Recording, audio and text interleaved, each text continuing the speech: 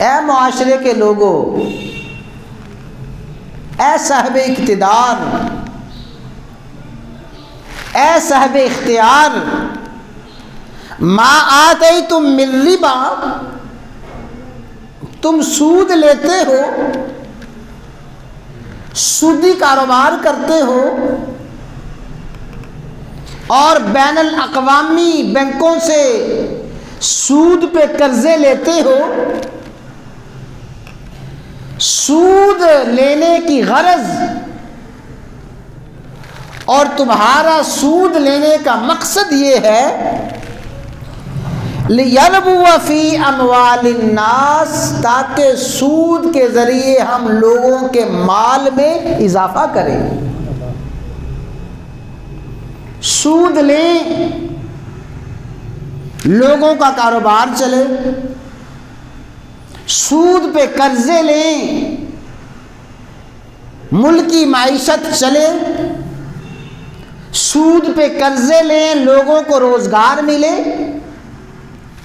تم سودی معاملات، سود کا لین دین کرتے ہو اور تمہارا خیال یہ ہے کہ لِيَرْبُوَ فِي أَمْوَالِ النَّاسِ، سود کے ذریعے ہم لوگوں کے مالوں میں اضافہ کریں گے، کاروبار میں اضافہ کریں گے، تجارت میں اضافہ کریں گے۔ تمہارا خیال یہ ہے کہ سود کے ذریعے مال بڑھے گا، تو سنو، فَلَا يَرْبُو عِندَ اللَّهِ، اللہ کا اعلان یہ ہے کہ سود کے ذریعے کبھی مال بڑھتا نہیں ہے۔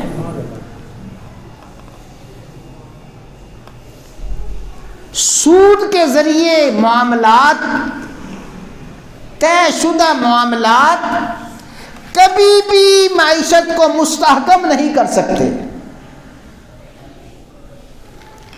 یمحق اللہ الربا، اللہ تعالیٰ سود کو تو ختم کرتے ہیں، سودی معاملات کو، سود کے کاروبار کو اللہ تعالیٰ تباہ و برباد کر دیتے ہیں۔ تو سودی معاملات کے ذریعے، سود لینے اور دینے کے ذریعے کبھی بھی مال میں اضافہ نہیں ہوتا۔ گویا اللہ تعالیٰ نے معیشت کے زوال کا اور معیشت کی تباہی بربادی کا سب سے بڑا سبب یہ بیان فرمایا کہ جو قوم، جو معاشرہ سود کا لین دین کرتا ہے، سود پہ قرضے لیتا ہے، سود پہ قرضے دیتا ہے،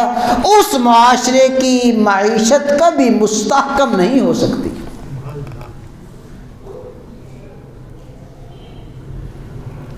اور سنو،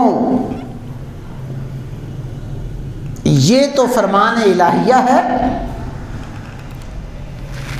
معاشرے کے تجربات، ملکوں کے تجربات، صاحب دانش، صاحب بصیرت، صاحب عقل لوگوں کے تجربات بھی اس بات کے شاہد ہیں کہ سود خور معاشرہ، سود خور ممالک